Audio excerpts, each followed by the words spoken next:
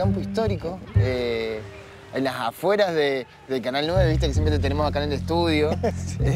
Tomando mate, relajados, tranquilos. Y contame por qué nos trajiste acá previo al 9 de julio.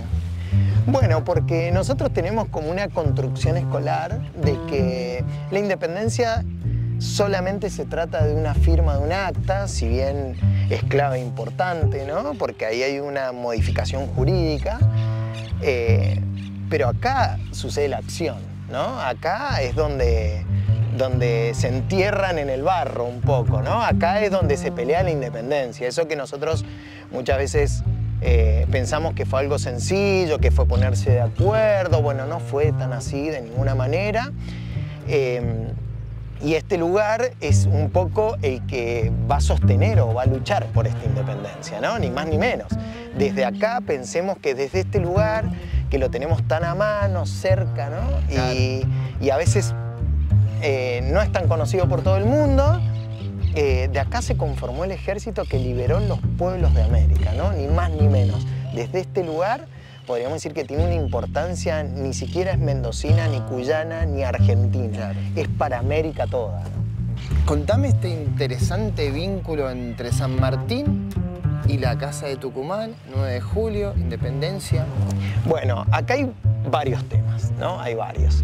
Y uno de los principales es que San Martín, hay una particularidad en el ejército de los Andes. Este ejército conformado en Cuyo no es un ejército que va a invadir, ¿no? Es un ejército de libertad, es un ejército de liberación para América. Lo cual, lo que plantea San Martín, porque ahí sí no estamos... Ahora pongámonos en el otro lado, en los papeles. Los españoles, los realistas, dicen, ahí hay un puñado de revolucionarios, rebeldes, un ejército insurrecto que se está rebelando contra la corona. Es esta nación que se está formando, comenzando a encajar en algún lugar. San Martín lo que dice, si nosotros vamos como insurrectos, nos van a tomar de esa manera. Nosotros necesitamos la independencia para ir con un ejército de liberación, con un ejército que tenga ya una espalda. Si no, iban a ser tomados de esa manera. Y hay otro punto me parece que es muy importante, que es los movimientos tácticos de San Martín en lo político para lograr que se declare esta independencia en Tucumán. Buenas noches, ¿cómo andan? ¿Cómo están? Bienvenidos a un nuevo capítulo de No Culpes. ¿Cómo están en casa? Espero que muy, pero muy bien. Terminó Gran Hermano. ¡Qué final, por favor! ¡Qué final! La verdad es que estábamos ahí todos atentos.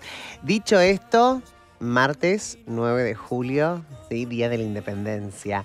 Un día muy importante, porque mucha gente se confunde con el 1810, ¿no? 25 de mayo. Dice, fuimos independientes, pero no. Recién el 9 de julio. Y te vamos a contar el porqué y además qué sucedía en nuestra provincia esa fecha y que tuvo que ver San Martín con todo esto, ¿no? Que se abra panel, señor director, cuando usted quiera. Ahí está, así recibo a mis invitados de esta noche. Voy a recibir a Roberto Tripolone, profesor de Historia, amigo de la casa. ¿Cómo andás, Robert? Muy bien. Que nos engaña con cada día, quiero decir, ¿no? Siempre voy a decir eso.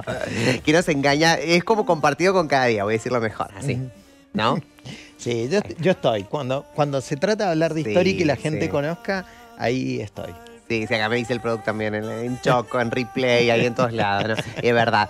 Y tenés mucho carisma, Robert, para explicar un poco la historia. Y muchos jóvenes, la verdad es que también les llegás, así que es lindo eso, tener profesores de historia también que pueden llegar de uno u otro modo a toda una nueva generación. Bueno, gracias. ¿Quién te dice esas cosas? ¿Ninguna conductora? ¿Ningún conductor? No, ya me pongo colorado. Claro. Voy a recibir también a Oscar Miremont, él es profesor de historia y poeta. ¿Cómo anda, Oscar? ¿Qué tal? ¿Cómo va? No es menor, poeta. ¿Cuánto de poeta tiene usted? Del 1 al 10. Del 1 al 10, es difícil. Vos sabés que durante mucho tiempo a mí la palabra poeta me quedó grande. Nunca quise decirme que yo era poeta. Pero he publicado 6 libros de poesía y he escrito otros 3 más, así que debo ser poeta. Claro, sí, yo te digo poeta. Ya hay que escribir un libro, ya que sea de poesía, es como ser muy poeta. grande la palabra poeta, pero hace años que escribo poesía, así que debo ser poeta. Bueno, y qué lindo también profesor de historia, ¿no? Profesor de historia, sí, Que tiene que ver justamente con... Hoy vamos a hablar de esto, el 9 de julio, y por qué la gente lo confunde, ¿no? Con esto de... Viste que dice 1810, ya fuimos, como dije en la presentación, y vamos a desarrollar también, nos vas a ayudar un poco a entender también qué sucedía en nuestra provincia. Bien. Y voy a recibir a ella, voy a recibir a Amanda Mandy Ahumada, historiadora feminista y activista de derechos humanos. ¿Cómo va? ¿Lo dije bien? Gómez es el apellido. Qué bien la producción, qué amor la producción. O sea, yo igual quiero decir mal de no chequear antes, de no preguntarle. Yo dije, bueno, confío en la producción, claro. ¿No? Hermoso, un beso. Ahí está. Bueno, son cosas que pasan igual. Está bien, está bien. ¿Por qué te pusieron nada, ni cerca? No. Ni cerca, muy bien. Los tachamos, ahí está Mandy, muy bien. Lo tachamos así en vivo y en directo. Vamos a hablar un poquito acerca de esta parte de la historia... Que no se habla mucho. Que no se habla mucho, que eran de los derechos de las personas que... Porque uno piensa, ¿no? Y acá ayúdenme todos y hablen todos, tienen el micrófono abierto. Uno piensa, bueno, 9 de julio, fuimos todos independientes, libres, el esclavo ya no era esclavo, ¿no? Y el que la pasaba mal, la pasó mejor. ¿Esto fue así? Voy a arrancar con vos, te lo voy a tirar así. Y hay de todo un poco, pero también haciendo referencia no a la invisibilización de las mujeres. Ajá. Y bueno, el trato de los esclavos, en el caso que de las siempre mujeres. Ha estado, ajá. Y el caso de las mujeres, como siempre, ¿no? La figura del varón, el prócer, el que hizo las cosas, justamente fue él, y atrás tenés a todas las mujeres.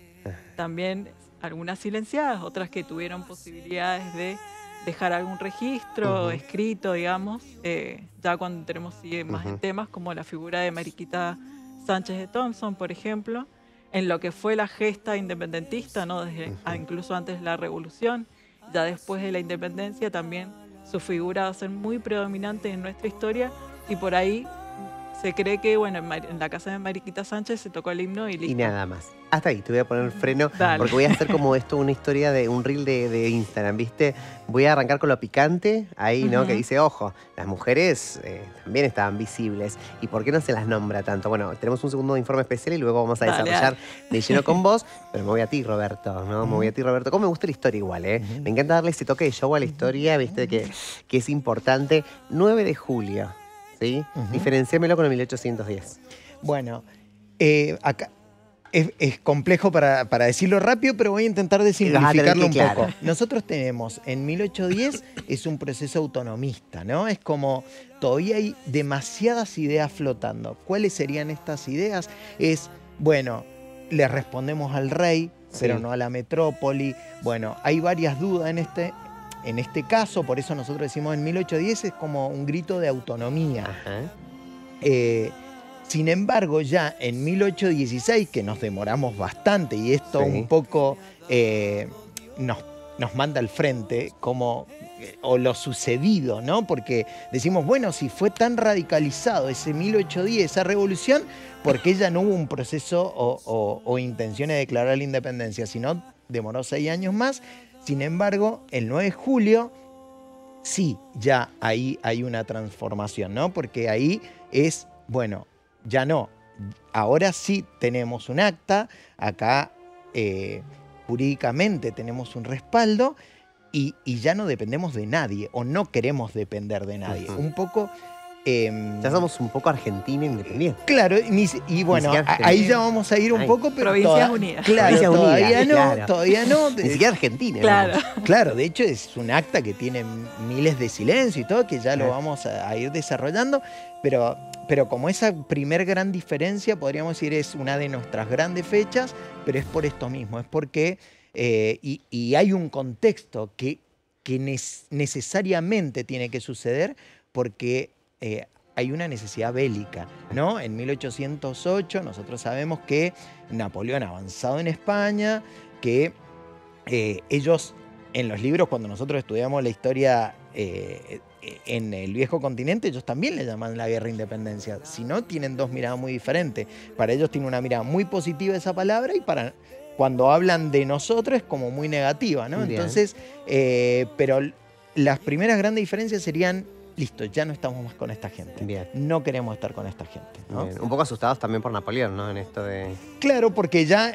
Porque ese proceso ya ha sucedido que los España ha expulsado a Napoleón, ¿no? Claro. Entonces Fernando VII ha avanzado y en condición de recuperar las colonias. Y bueno, en esta necesidad bélica hay que diferenciarnos. Claro, hay que diferenciarnos y ya no estamos en esta parte, ¿no? Ya no estamos más con ustedes. Perfecto. Vamos a la segunda parte del informe especial, pero quiero dejarte algo picando. Si nosotros hablamos de independencia, estamos hablando de una independencia también en la gente que carecía, en la gente que eran esclavos, en los menos favorecidos. Déjamelo ahí. Te voy a presentar la segunda parte del informe especial. 9 de julio, Día de Independencia, ¿qué pasa en nuestra provincia? Paso triunfal San Martín. Ya hicimos la introducción de qué pasaba con esta fecha tan emblemática para el argentino, pero quería saber por curiosidad, siempre dije, ¿por qué se elige Mendoza? ¿Por qué San Martín viene a Mendoza? ¿Por qué arma el ejército acá? Claro. Bueno, San Martín básicamente viene desde Europa tramando un plan, que es el plan que conocemos, el plan continental, que lo toma, ¿no?, de otro personaje que es Maitland, que tiene fines comerciales, que no tiene los mismos fines, de hecho parece un plan loquísimo, utópico.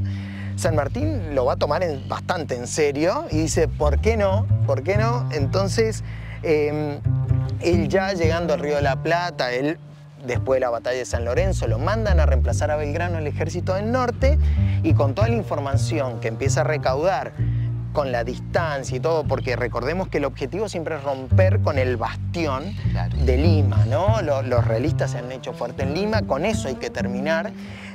Y San Martín dice, por el norte es imposible, ¿no? Es imposible, aparte hay demasiados frentes abiertos y él dice, yo me tengo que ir a una provincia cordillerana y desde ahí poder realizar este plan. La provincia en este caso era Mendoza por excelencia, porque aparte nosotros anteriormente no comerciamos con Buenos Aires, nosotros teníamos una ruta abierta con Valparaíso, lo cual el cruce de la cordillera para nosotros era frecuente, ¿no? Principalmente en las temporadas era frecuente. San Martín se viene acá, es un desconocido para la gente de Mendoza, y él desconoce también Mendoza. Él se encuentra con un lugar que no lo conoce nadie, que él no conoce, y es una provincia pobre, ¿no? Entonces, cuando nosotros hablamos de la construcción de la independencia, esta construcción se hace desde las bases, desde cero, ¿no? Desde armar montura, de conseguir animales, de armar talleres, Entonces, cuando nosotros pensamos en esta gesta independentista, pensémosla desde cero y desde menos cero, porque si faltaban elementos, faltaba todo. Y acá es donde se activa esta maquinaria bélica de José de San Martín. El que ha cruzado a Chile ve estas monumentales montañas que hay para cruzar. Y capaz que en otros lugares decís, che, la zona de los Andes, la zona andina, no es tan áspera, no es tan complicada, pero decís, y elige Mendoza para cruzarlo. Bueno. Creo que ahí está el gran desafío. De hecho, San Martín lo dice. Yo no le temo al enemigo, le temo a estos tremendos montes, ¿no? Porque son realmente enormes, son monumentales. Pero bueno, ahí también un poco empieza él a jugar con las dificultades. Cuando nosotros hablamos de San Martín como el gran estratega militar, pensémoslo como el gran jugador de ajedrez en la vida, políticamente, porque el tipo lo que va a hacer es tomar esta dificultad de la enormidad de las montañas para hacerle creer al enemigo que no va a ir por ahí, que por ahí es imposible. Entonces le hace creer al enemigo que va a ir por la zona de Malargüe, digamos que ahí ya sabemos que está la Payunia, que son montañas más bajas, que ahí los pehuenches comerciaban con Chile llevando ganado. Entonces imaginemos, si las vacas cruzaban, ¿cómo no iban a cruzar un ejército? Entonces un poco hace creer, por eso San Martín divide a su ejército en 6 columnas y manda dos, una por el Paso del Planchón en Malargüe, otra por el Paso del Portillo, que es lo que hoy conocemos como el Manzano Histórico, y las dos principales van a ir por la parte más áspera, ¿no? Una por el Paso de los Patos y otra por el Paso de Uspallata para rodear el Valle de la Aconcagua. Entonces, esa dificultad que del otro lado decían, por acá es imposible, él dice, bueno, para nosotros no va a ser imposible. Para nosotros no. Y justo tocaste el tema políticamente hablando. ¿Y con qué política se encuentra acá? ¿Quiénes se encontraban acá en Mendoza? ¿Cómo lo reciben? Bueno, ahí tenemos un contexto bastante heavy, ¿no? Es un contexto difícil porque recordemos que cuando nosotros hablamos de los principios autonomistas de lo que va a ser esta nación, nos ubicamos aproximadamente en 1810, ¿no? Lo que pasa en el Cabildo de Buenos Aires está muy lejos que pase acá. Esto no sucede acá. De hecho, nosotros dependemos de la administración de Córdoba del Tucumán. En ese momento, Mendoza lo que quiere es un poco dejar de depender de esa administración. Y un tiempo después se va a hacer o se va a separar y se va a fundar como esa intendencia de Cuyo. Cuando San Martín llega acá, llega como gobernador-intendente, que el gobernador-intendente es Mendoza, San Juan y San Luis. Sería un poco más que el gobernador de esa sola provincia, con algo que es bastante nuevo y novedoso. Y tiene que reactivar todo lo que a vos se te ocurra, porque pensemos que las políticas de la colonia era todo lo que se genera, se lleva, no se invierte. Entonces acá teníamos problemáticas de salud, de infraestructura, de lo que se te ocurra, era un problema. Él lo que hace es apuntar a esto, poner en marcha el comercio, actividades agrícolas, actividades de salud, el acueducto colonial, ¿no? Agua potable para el pueblo. Bueno, ciertas cuestiones que es también para abastecer al objetivo que él tiene, ¿no? Dijimos un jugador de ajedrez, bueno, él tiene la reina. ¿Qué es la reina? El Ejército de los Andes. Como gobernador-intendente puede obtener los recursos para sostener o armar ese ejército.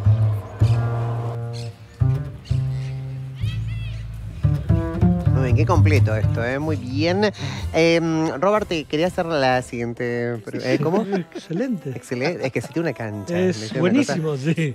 Una cosa, un informe especial, o sea, impresionante el informe especial, chicos. Muy, pero muy bueno. Sobre todo en lugares históricos de nuestra provincia que nos encanta. ¿No? Que amamos. Que amamos. Amamos nosotros Mendoza. Como ñoños de la historia amamos esos lugares. Sí. ¿Cómo han elegido los representantes, ¿no? de las provincias, digamos, en este caso específico de Mendoza, ¿no? Que iban para allí? Bueno, para Tucumán. Claro, San Martín tiene operadores políticos. El que un poco siempre decimos, o que siempre se dice, es Tomás Godoy Cruz, ¿no? Él es un gran operador político y que lleva básicamente lo que necesita San Martín. Un poco lo que decía el informe inicial, que San Martín ya con un ejército que se está formando, necesita que esté esta declaración. Entonces lleva instrucciones, ¿no? Lleva instrucciones.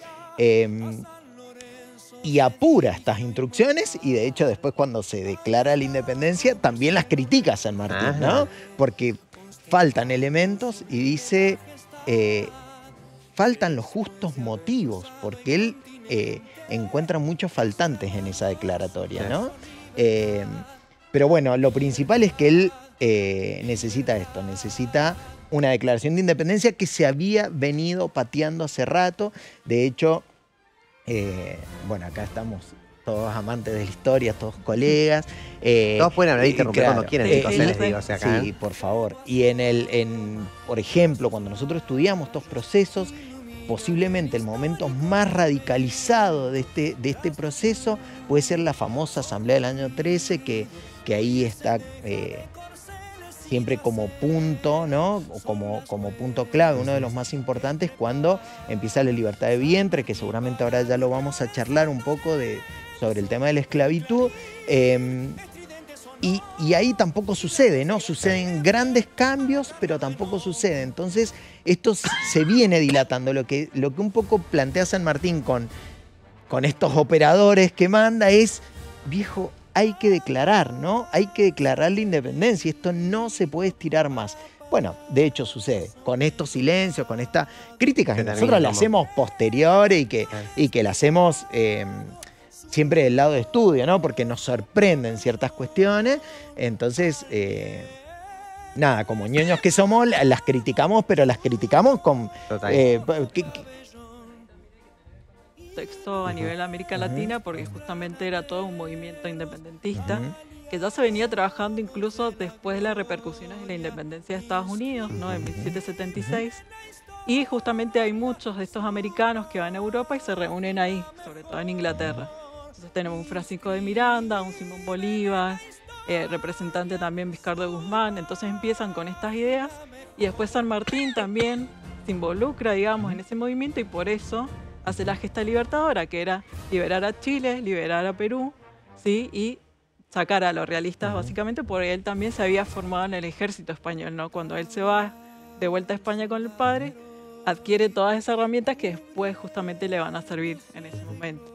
San Martín era alguien, perdón que te interrumpa, pero me llevaste a otro lugar, ¿viste? Como San Martín era, digo, esto para todos, la que quieran responder me responde. San Martín realmente le preocupaba, digamos, la independencia de nuestro país, ¿no? En un punto para él también quedar como en un cierto figura, o realmente quería que seamos independientes para que la situación de los más desfavorecidos, ¿no? Puedan como mejorar. ¿Se sabe esto o estoy haciendo una pregunta como muy general y...? Hay muchos de sus escritos que abogaba por la independencia de la patria grande, ¿sí? Que era la idea, ¿no? de liberar a toda América justamente y que dejara de ser colonia. Y esto también que decía recién Roberto, de por qué se tardó tanto, es porque los tiempos son muy lentos, ¿no? En los procesos políticos, pero también en la construcción del poder, ¿no? Esto de, bueno, que estuvieron el primer, el segundo triunvirato, después el directorio. En todo ese transcurso justamente se peleaba esto, bueno, ¿quién tiene más poder? ¿Qué va a pasar con Buenos Aires? ¿Qué va a pasar con las otras provincias? Entonces, en todo eso es porque se tarda tanto. Al mismo tiempo había esta postura, bueno, esperamos a Fernando VII, no lo esperamos. ¿Qué hacemos en ese momento? Ahí cuando vuelve otra vez Fernando a tomar el poder, no en el trono, dice, no queremos a Fernando, bueno. Y todas esas discusiones es porque se tarda tanto en la independencia, ¿no? Justamente, pero bueno, dentro de toda también esta lógica viene este tema de la consolidación del poder y cómo también implementarlo. Claro, porque obviamente todo líder de algún u otro punto busca el poder, claro, ¿no? Claro. O sea, el poder para... Y alguien que lo apoya, igual, claro, ahí se fundamenta ese poder. Claro. Igual hay una frase de San Martín, una frase, ¿no? Es uno de los, en un escrito, ¿no? Que a mí es una de mis favoritas. Que me da vergüenza citarla, pero me parece hermosa. Y dice, y algún día se sabrá que esta tierra fue liberada por los pobres, los hijos de los pobres, nuestros indios y los negros, que no volverán a ser esclavos. Y a mí esas son las frases del personaje que te va demostrando un poco también cómo es, ¿no? Que nosotros tenemos por ahí esta imagen de bronce lejana. Bueno, también es una persona muy cercana, ¿no? Porque él construye una figura de liderazgo muy importante en ese campo de instrucción y muy cercana también al... Nosotros hay miles de anécdotas. Por ejemplo, hay una anécdota que es la que él no le gusta el mate, ¿no? Y que toma mate para que lo vean como un gaucho más, que le pone café al mate para que lo vean como un gaucho más. Bueno, digamos, estas pequeñas cuestiones que él le presta atención para ser más cercano, ¿no? Al bajo pueblo, a las clases populares, creo que lo termina definiendo como un líder, ¿no? Un líder que se transforma en un líder para la gente. Muy bien, Ahora sí, en un ratito vamos a ir contigo, Oscar, Prepara la lengua porque vas a tener que hablarnos ahora. Vamos al tercer informe y a la vuelta Oscar rompe el silencio.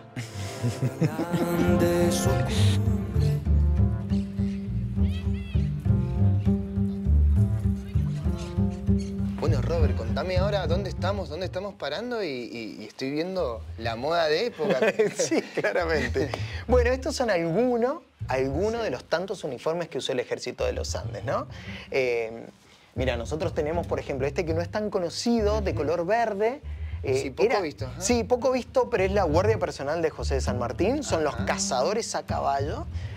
Son tipos bravos El que los comanda es Necochea, que va a ser muy conocido por ser un tipo, un sacado, valiente, tremendo. Cuando nosotros estudiamos la historia de él, es un tipo alucinante. Bueno, él los va a comandar, después se van a juntar con los granaderos posterior. Después tenemos este que es el más marketinero de todo, podríamos decir, porque es el de granaderos a caballo y en cualquier librería le venden a los chicos la pecherita, ¿no? Sí. El de granaderos a caballo, que este es el puño de hierro del ejército, ¿no? De los Andes y de la estrategia sanmartiniana. Es como la clave de su éxito en los campos de batalla, ¿no? Por otro lado, lo voy a saltear por un segundo. Y después tenemos ¿no? El pueblo mismo. Y nosotros tenemos los vaquianos, que los vaquianos son gente del pueblo que conocen perfectamente el terreno, ¿no? Cuando nosotros dijimos que San Martín dividió su ejército en 6 columnas y buscaron pasos que no eran tan conocidos o no conocidos, ellos eran los que lo tenían, porque son los que llevaban los animales a la montaña. Entonces ellos van a trabajar con otro personaje importantísimo para el ejército de los Andes, que es Álvarez Condarco, que había estudiado cartografía, y él va dibujando todos los pasos y va armando todos esos mapas con la información que le van dando los vaquianos. Y por último, que parece realista, ¿no? Porque es rojo, amarillo. Vos decís, bueno, de los españoles, de ninguna manera. De hecho, si hubiese habido más tela roja, hubiera sido el uniforme que más se hubiera confeccionado, ¿no? Lo que pasa es que en un momento se acabó la tela roja, dijimos Mendoza era muy pobre, y era más barato conseguir la azul y se empiezan a confeccionar azules. Pero en la mayoría de los casos, los batallones de negros, mulatos, zambos, y también tendríamos que decir los libertos, que los libertos son esclavos africanos o afrodescendientes que están peleando por su libertad, ¿no? Ni más ni menos. Una vez terminada la campaña de independencia, obtienen su libertad. Lo cual es el número más numeroso. Nosotros cuando estudiamos los manuales de historia, esto no nos aparece, parece que la independencia nos la dieran los blancos europeos, ¿no? Porque no aparecen las figuritas. Cuando a mí me tocaba ir a la escuela en Villiquen, no aparecían esas figuritas, pero superan el tercio del ejército de los Andes, ¿no? Es un número muy grande, y que van a ser, ¿no? Van a estar comandados por Las Heras principalmente, por el general Las Heras, y va a ser la infantería del ejército de los Andes, con gran éxito, y siempre caracterizándose por su valentía, ¿no? De hecho, ellos van a recibir, y Las Heras también lo va a recibir, que es un personaje alucinante y que tampoco conocemos tanto, el apodo del león. Y ellos van a ser los leones de Las Heras, ¿no? Por su bravura y por su origen africano también, porque si no podríamos haber dicho, bueno, eran los pumas. No, claro, eran los leones porque tenían su origen y peleaban con tanta valentía y tanta bravura que ya después de Chacabuco empiezan a obtener, principalmente en el Morro de Talcahuano, en un sitio que hay muy importante en el sur de Chile, ya empiezan a obtener este apodo de los leones. Qué interesante todo esto que nos estás contando, porque realmente es una historia totalmente desconocida. Me llamaba mucho la atención el reclutamiento, ¿cómo fue? ¿Cómo fue que fue llamando? Porque yo no recuerdo bien, pero me lo puedes marcar acá.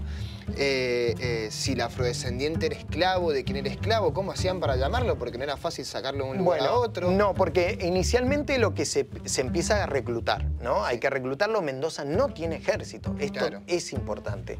Mendoza no tiene un ejército, y hay que empezar a formarlo, a reclutarlo. Si bien empiezan a llegar de diferentes lugares, bueno, esto no alcanza, y se empieza a reclutar principalmente a los jóvenes que pueden luchar, y en este caso los propietarios, para no mandar a sus hijos, empiezan a mandar los esclavos en nombre de ellos. Sin embargo, este Estado que está conformando empieza a comprarlos también con este enclave que podríamos decir que es, bueno, son libertos. Si bien nosotros los adquirimos, una vez finalizado estas campañas, son libres, ¿no? Entonces, también hay una necesidad desde el otro lado, que es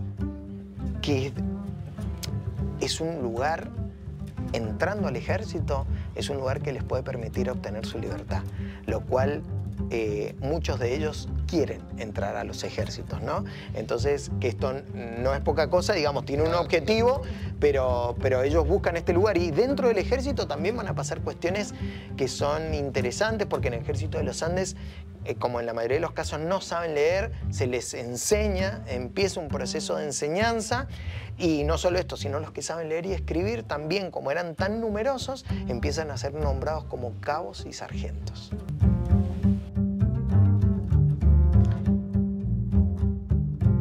Me quedo con un montón de cosas que dijo Roberto, las quiero desarrollar con Oscar primero, ¿no? Esto de reclutar, ¿no?, afrodescendientes, sí, para que los hijos de los propietarios no vayan a la guerra, ¿no?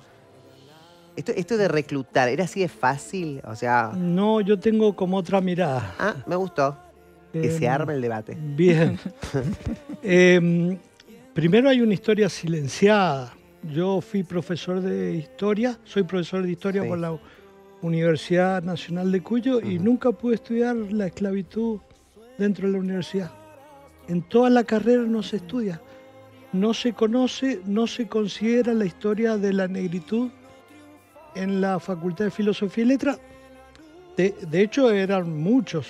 En 1802, el virrey Sobremonte manda a hacer un censo de todas las provincias, y Mendoza, el 30% de la población era negra. Entonces, ahí lo primero que tendríamos que decir es que hay como un silenciamiento de toda esa población. De toda esa población. ¿Por qué crees, Oscar, que hay un silencio?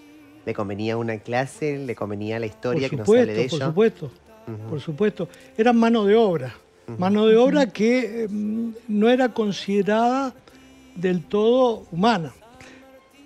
Los españoles, loco, cuando llegan a... No quiero dejar pasar lo que me estás diciendo. Digo, qué loco que la facultad, ¿no?, en la cual obviamente están insertados, ¿no?, la mayoría de los que van a ser profesionales, no aprendan sobre la historia de la esclavitud en Mendoza. Digo, esté agobiado la facultad que debería, ¿no?, trasladarles todo este tipo de información a los estudiantes para luego ser unos profesionales completos.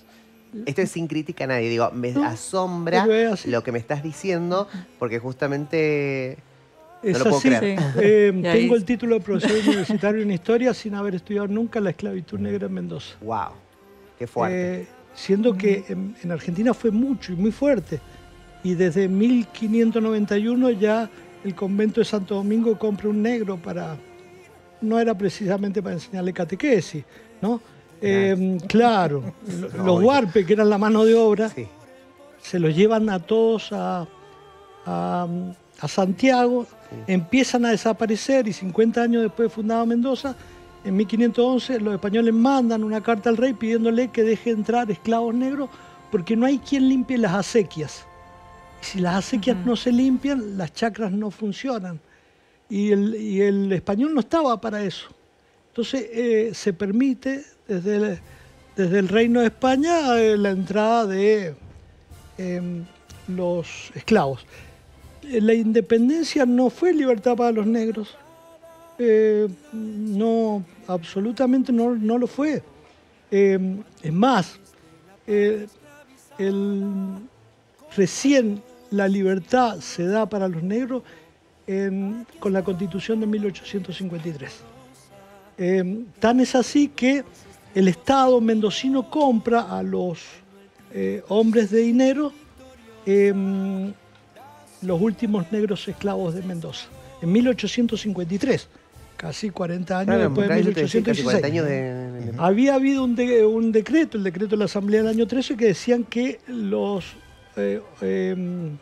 hijos de los esclavos, la libertad de vientre, que conocemos todos, pero que era muy mentirosa, porque decía que los esclavos pasaban a ser, los hijos de los esclavos que nacieron a partir de 1813 pasaban a ser libres. Pero, ¿qué pasaba? Como eran chiquitos, no se podían ir solos, los padres seguían siendo esclavos, ellos se siguieron manteniendo y después se sacaron leyes que se les daba la libertad a los 25 años, pero primero tenían que pagar toda la comida que le habían dado. Ah, un quilombo era. Sí. No, era un quilombo. Sí, y la crianza seguía siendo como si fuera un esclavo. Claro. Y te podés liberar a los 25 años, a los 25 años tenés que pagar la deuda que me diste una gran de comer. mentira la ley, ¿no? Eso. Sí, aparte de eso, era mercancía. que se pasaron aparte de generación en generación. Por eso mi pregunta era, si los líderes estaban luchando por la independencia, ¿por qué independencia estaban luchando? O sea, por la de no pertenecer al gobierno español, lo aceptamos, pero no para que el pueblo esté mejor, ¿o sí? No, para los varones blancos. Claro, lo que pasa es que igual en ese momento, si nos tuviésemos que jugar a viajar en el tiempo, en ese momento hay un montón de ideas flotando. Entonces, también es difusa el camino, ¿no? El camino es difuso porque nosotros, cuando todas estas ideas que van flotando, decís, bueno, república, bueno, el carlotismo con, ¿no?, la hermana que estaba en el Imperio del Brasil, que viniera, el rey Inca de Belgrano, no, son un montón de ideas que están, es como que todavía no está tan claro, ¿no? Eso, exactamente, la democracia tal como la conocemos hoy, en ese momento no está claro. Lo que sí había habido un hecho fundamental, que era la Revolución Francesa, y le habían cortado la cabeza al rey. Entonces los reyes ya no eran tan importantes y ahora empezaba a surgir la necesidad de las comunidades que se autoindependizaran. Sí. Hay un historiador mendocino que se llama Mazzini, que es uno de los pocos que ha escrito sobre los negros, porque no hay escrito sobre los negros. Cuando vos querés ver sobre la esclavitud en Mendoza, tenés que ir a las actas de compra y venta, las escribanías, los testamentos. Y Mazzini dice que la libertad del ejército fue una libertad para la muerte. Es durísimo, durísimo. De hecho, van cerca de 2000 esclavos y vuelven menos de 200. 146. Vuelven, eso. Por eso, vos viste cuando dijiste tengo una mirada diferente, yo tengo la misma mirada. Digo, cuando se ofrecen, ellos se ofrecen con el objetivo suponiendo que la van a lograr. Tampoco se ofrecen, bueno, porque San Martín saca un decreto que todo hombre mayor de 15 años y hasta los 50 tiene que entrar al ejército. Tiene que entrar al ejército, marche preso. Tiene que entrar no al había ejército. esas libertades que hoy nosotros decimos, le parece, quiere entrar. Directamente. Así. Claro, te guste o no. Te guste o no. Exacto. Acá a Chancho le llega a su San Martín. Me gusta. Claro, y si no, bueno, esto de tener que trabajar toda su vida para pagar su libertad. Una locura. Eso pasó también muchas veces, y si no también pasaba que el propio amo, porque esa era la palabra, le daba la libertad. Cumplía una edad o demás. Y también hay algunos casos, pues he tenido la suerte de trabajar en el archivo provincial, que también si pueden, a la gente que no está viendo, es muy rico en todo lo que podemos sacar ahí de nuestra historia. Y hay anécdotas de, por ejemplo, que me tocó leer de una señora que el nieto se había casado con una esclava en secreto. Entonces lo desheredó. Es decir, casarte con una esclava es lo más bajo que puedes hacer para nuestro, digamos, lugar en la sociedad. Entonces lo desheredó y bueno, lo dejó ahí. Después hay otros casos de de hijos de los dueños, ¿no?, que se casaban también con otras esclavas y obtenían la libertad a través de ese modo. Y bueno, hay también particularidades, pero en su mayoría los esclavos eran considerados cosas, ¿no?, en este sentido. En 1820, San Martín vende parte de las posesiones que ha heredado de Remedio Escalada, entre ellos una negra que se llama Jesusa. La vende por interpósita persona, hace ya 3 años que había empezado la campaña libertadora, y sin embargo es una venta como normal. Esto lo trae un historiador que se llama Caballero, que él encontró las actas de venta de del Mariano. Exactamente. Y como para cerrar lo que está diciendo Oscar, es que hay un historiador que, si bien no es de Mendoza, pero ha trabajado bastante esta parte, se llama Gabriel Di Meglio, que ha escrito un libro que es Vive el Bajo Pueblo, bueno, y otros libros más que son bastante interesantes al que le interese, digamos, esta parte. Perfecto, me voy rápido porque tengo que darle lugar a Amanda también para que empiece, para que desarrolle obviamente el tema de las mujeres, ¿no? Y la época y la independencia, ¿no? Vamos al informe especial. Robert, me trajiste un lugar que veo mucha tela, veo muchas damas. Contame qué representa esto en... Bueno, básicamente acá hay mucho por hacer, ¿no? Hay un ejército por vestir, hay un ejército que alimentar y mucho de esto va a tener que ver las mujeres, ¿no? Y pensemos que nosotros decimos el ejército de los Andes son más de 5.000 personas, ¿no? Si vamos a registros son 5.423, pero digo, son más de 5.000 personas, cuando Mendoza apenas tenía un poco más de 12.000 habitantes, lo cual es un numerazo para la época, en una provincia pobre que hay que alimentar, hay que darle de comer, hay que cocinar, están entrenando, y también hay que confeccionar los uniformes. Cuando nosotros dijimos recién, bueno, esto tiene que empezar de cero y todo se construye, bueno, esto también pasa. Recordemos que cada uniforme se confecciona a mano. En muchos de los casos se tuvieron que teñir las telas, ¿no? A veces se conseguía tela de color, pero si no había que confeccionar, abatanar, que eso es bastante complejo porque abatanar las telas es, nosotros que somos cuyanos y lo sabemos, vamos a la montaña, hace frío, pero lo que no te deja entrar en calor es, vos podés tener el pullovercito más calentito de todos, pero el viento te mata. Entonces hubo que estos uniformes abatanarlos, que era prensar las telas, esas fibras, de tal manera que generara un uniforme impermeable, ¿no? Claro, entonces todo esto se tuvo que hacer de las bases. La gran composición en estas tareas son mujeres, ¿no? Que son las que están sosteniendo toda esta campaña. Y también tenemos que tener presente algo. Tenemos algunos registros que hay mujeres en los campos de batalla, que eso muchas veces no se habla tanto. Y en segundo lugar, que la que está sosteniendo toda esta maquinaria que está armando San Martín para la independencia es el Bajo Pueblo, ¿no? Tratemos de pensar en una población que en la mayoría de los casos no sabe leer, ¿no? Hablarle de independencia, es muy difícil, lo cual el liderazgo del personaje hace que el pueblo se una a seguir esta idea de libertad, ¿no? Entonces es muy importante, y en este caso la composición principal son mujeres. La mujer, además de todos estos papeles que me contaste, ¿toma otro rol dentro de la campaña? Bueno, hay roles muy interesantes. Uno de los roles principales es el de espías. El de espía en Chile, ¿no?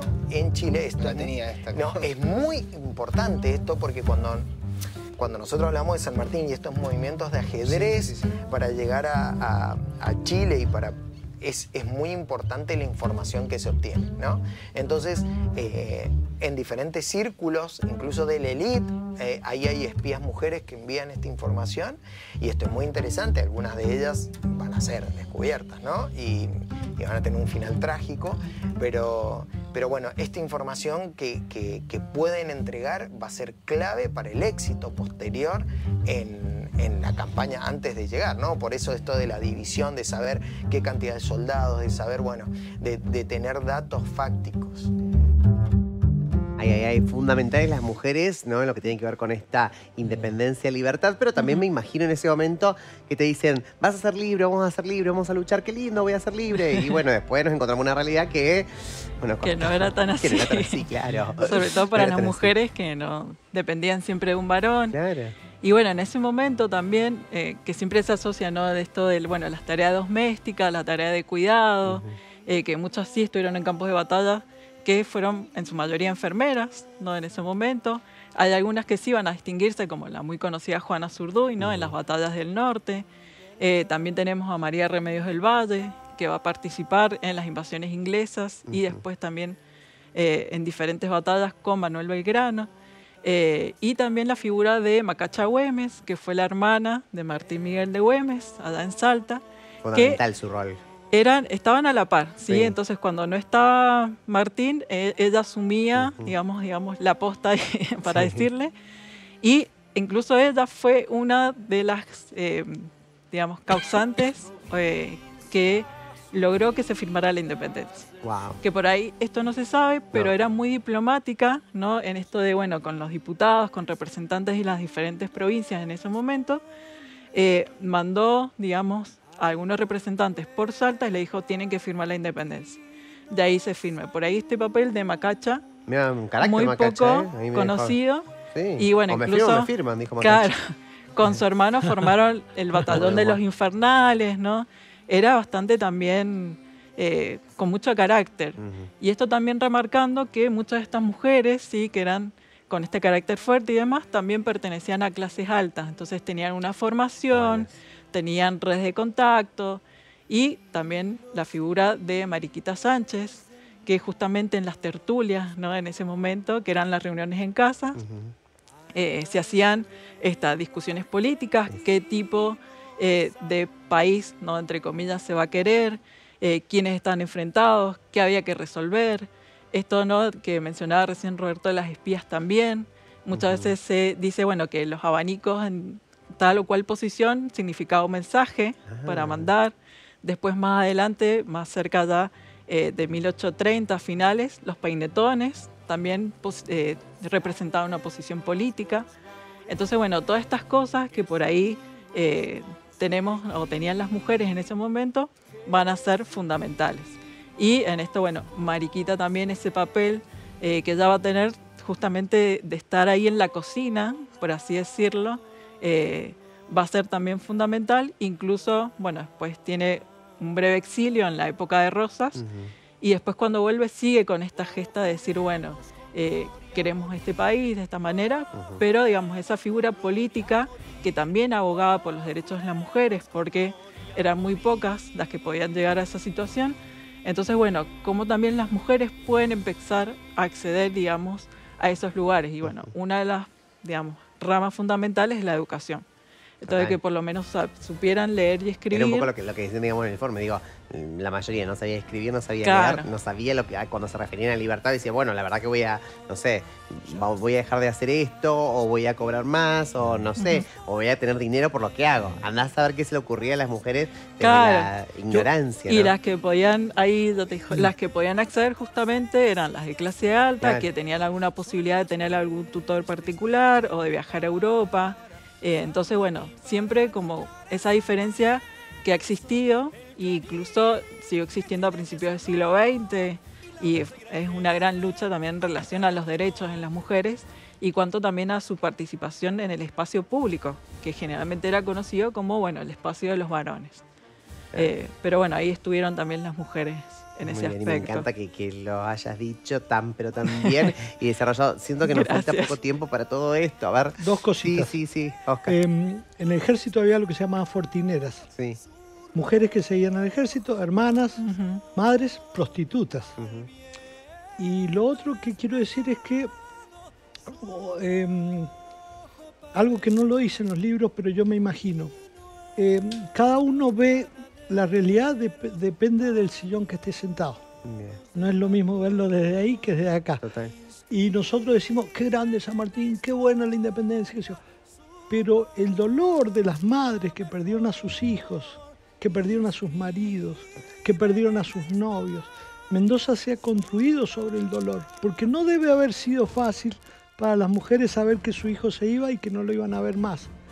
De hecho, se van en el 17, vuelven en el 24. Los que vuelven, muchos quedaron en el camino. Y ahí hay dolor que no está marcado por ningún historiador, no hay, pero hay un dolor que ha construido Mendoza, porque era quedarse sin varones, sin hijos, sin esposos,